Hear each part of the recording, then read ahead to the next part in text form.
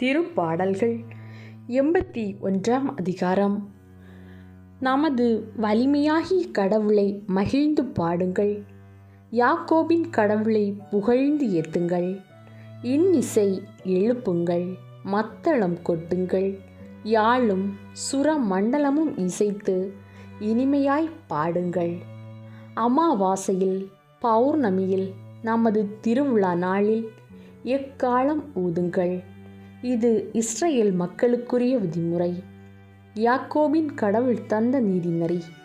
அவர் எகிப்துக்கு எதிராக சென்றபோது யோசேப்புக்கு அளித்த சான்று இதுவே.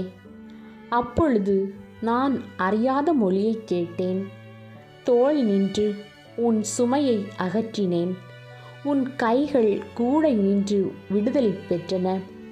துன்ப வேளையில் என்னை நோக்கி மன்றாடினீர்கள், நான் உங்களை விடுவித்தேன்.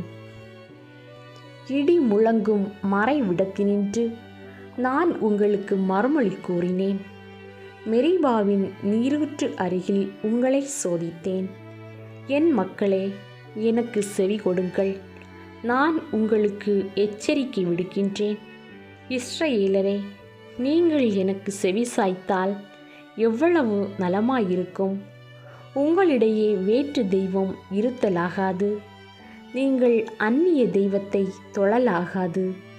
உங்களை எகிப்து நாட்டினின்று அழைத்து வந்த கடவுளாகிய ஆண்டவர் நானே. உங்கள் வாயை விரிவாக திறங்கள், நான் அதை நிரப்புவேன்.